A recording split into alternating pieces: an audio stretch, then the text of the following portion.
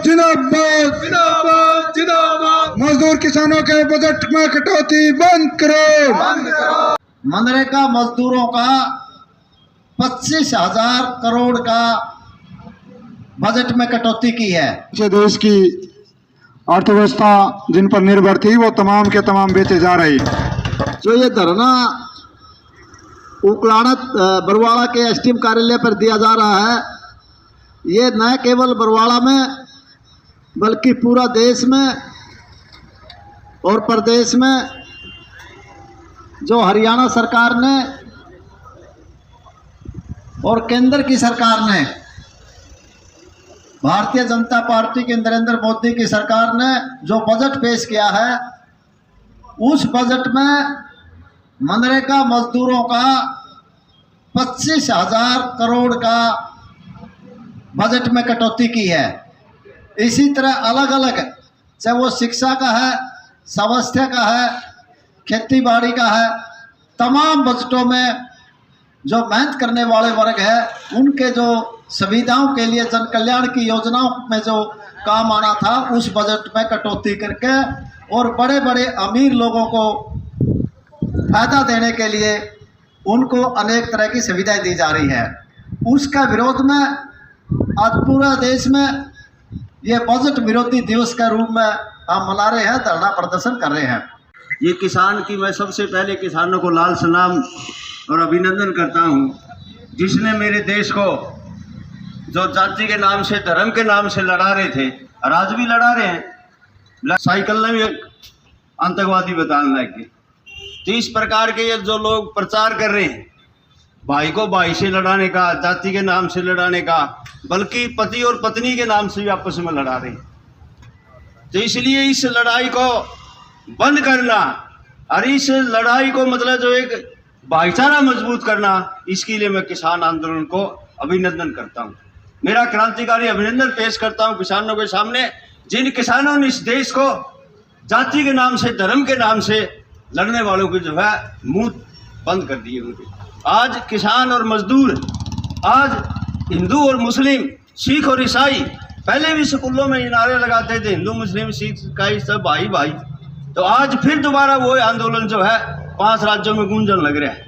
पूरा जोर ला लिया अमित शाह ने, जोर ला लिया मोदी ने, लेकिन भाईचारा नहीं टूटा। इसके लिए मैं किसान को दोबारा फिर मेरा क्रांतिकारी अभिनंदन करता हूँ, उसने मेरे देश को बचाया।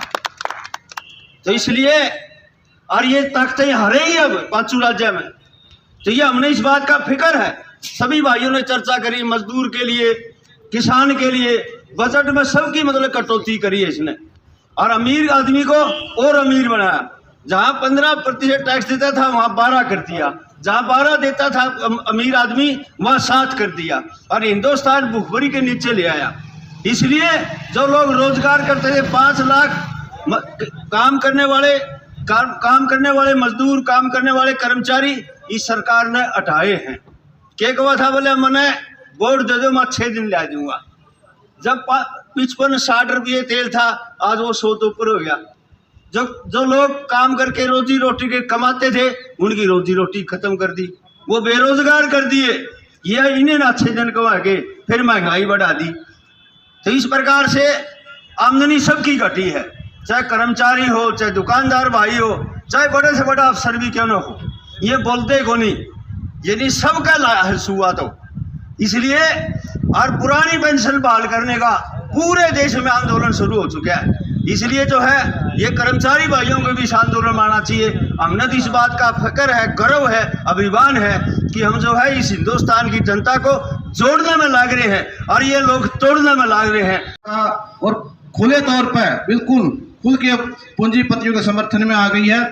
इस बजट से प्रतीत होता है, और आम जन को कोरोना काल में जो चीज़ें, सुविधाएं जो देनी चाहिए थी उनको बंद करके उससे ज़्यादा कोरोना काल के अंदर जो मुसीबतें थी उससे भी ज़्यादा आजकल हर इंसान झेल रहा है। जो बजट में हमारे सामने अभी जो पेश किया सरकार ने, इसमें हर वर्ग के साथ कटौती की गई, कोरोना का बहाना बनाया गया, देश की अर्थव्यवस्था का झूठा आश्वासन देके और देश के लोगों को लूटा गया। और आगे तो बजट जब लागू होगा 1 अप्रैल से, तो हर आदमी को उस बजट में पूरी तरह पीछना पड़ेगा और हर आदमी का शोषण होगा। बजट में बड़ी महंगाई, सभी चीज़ों का महंगाई के आधार पर खरीद होगी और हर चीज़ें महंगी होती जाएंगी। आप अब जब भी बजट को हम देखेंगे तो ऐसा लगेगा कि ऊपर ऊपर से सरकार ने जैसे सभी को निहाल कर दिया हो, लेकिन हकीकत में जो चीज़ें आई हैं सामने, वो चीज़ें हमारे को आगे महंगाई और बढ़ाएंगी और हमारे जो कमा के खाने वाला है, मेहनत कश लोग हैं, उनका जो शोषण होगा और उनके ऊपर जो मार पड़ेगी बजट की, वो आगे भविष्य में हमारे को देखने को मिलेगी। गरीबों को कुछ नहीं दिया।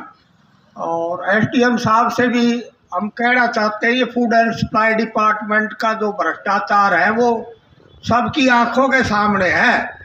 वो ये छुपी हुई चीज़ नहीं है। जो आटा आने लग रहा है उसको मैं एसडीएम साहब को कहूँगा भाई 15 दिन तू मेरे को खा के दिखा दे, फिर तो मैं मान लूँगा कि भाई आटा खाने के लायक है।